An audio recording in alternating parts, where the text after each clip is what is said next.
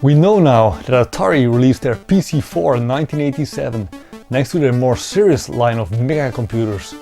But the question remains, can we turn this machine into something that is remotely comparable to an Atari ST when talking about graphics and sound? And at what cost? Welcome to this final part of the PC4 restoration.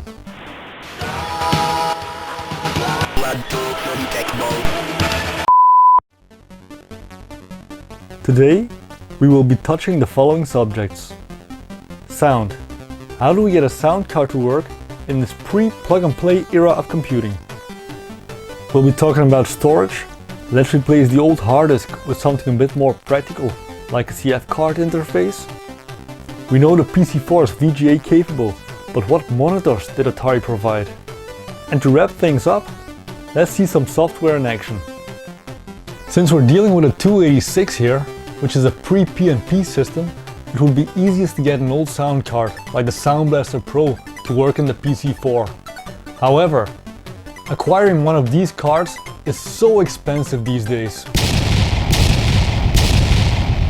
Most AT-era hardware had jumpers to set memory addresses and interrupts. Plug-and-play sound cards like the Sound Blaster 16 don't have these, and that's the one we're installing today. To solve this matter, Creative developed software which initialized the cards at boot, figuring out which addresses and interrupts were free to use and writing this back to the card every time you started the system. The problem is, this software only runs on a 386 or higher. And luckily for us, this problem has been solved by some wizards in the DOS scene. They have created a little program which recognizes most PNP cards in old systems and initializes them at boot.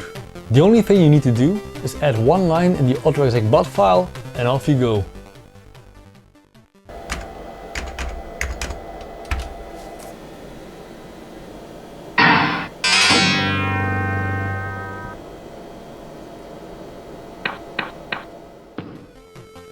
Now with the sound working, let's move on to the compact flash adapter. If you liked the video so far, please slam the like button. It's helping me a lot and I appreciate it. Thank you so much. To replace the hard drive, I went with this little guy, the XTCF Lite card, which is a compact flash adapter that allows connecting a compact flash card to computers with an ISA bus as a mass storage device. And I can now safely say that this card is absolutely noob proof, as even I was able to get it up and running without too much problems. There are some things to keep in mind when using a compact flash card like these. I recommend at least installing MS-DOS version 5.0, because as of that version, MS-DOS was able to recognize hard drives with up to 2 GB of space. What did I do to get MS-DOS 5 working? Well, I downloaded a self-extracting EXE file which creates a boot disk. With the card in the PC and my new boot disk in the drive, we boot the PC4. And as you can see, the flash adapter and card is recognized. Pressing the A button lets us boot from the disk drive. Using F-disk, we can partition the flash card and make it active. Finally, we format the partitions and copy the boot disk contents to drive C. And now, the only thing left to do is tweaking the config sys and AutoExec.bat file, and then we can start with the fun stuff, testing actual software. But first, let's talk VGA. Contrary to the PC1, 2 and 3, the PC4 had a Paradise P VGA chip on board, capable of true VGA in 256 colors. But what VGA monitors had Atari to offer? Well, by the time of its release in 1987, the answer is none. However, with the arrival of the Atari TT in 1990, the PTC 1426 became available. This monitor was designed for the TT, but also had VGA capabilities, and it was even promoted with some Atari PC products. By the time the Atari ABC line of computers was released in 1991, 2 more monitors became available. These were actually rebranded Philips products. The PCM 145, which was a VGA monochrome monitor, and the PCC 1425, which was Atari's VGA color monitor. And with all this being said now, it's time to finally put this thing back together.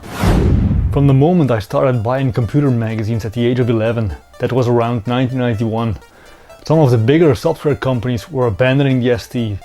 I'm talking about companies like Sierra or Lucasfilm, and I was missing out on some great games. And it might sound a little bit weird, but it has always been a dream of me to play these games on an Atari. Because, well, Atari is the best, right? So let's test some of these classic DOS games.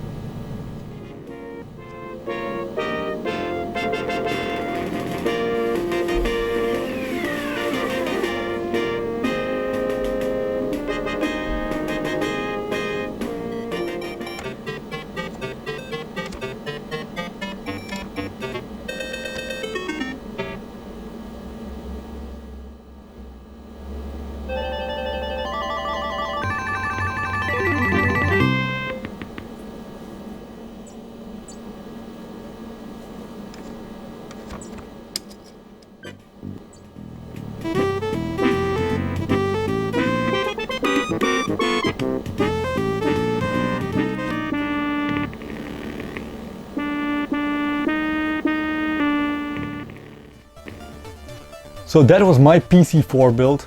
I'm extremely happy with the result. It's everything I wished for in a retro gaming PC, and I hope you liked it too. Thank you all for watching, thank you for the support, and remember, stay Atari. Bye.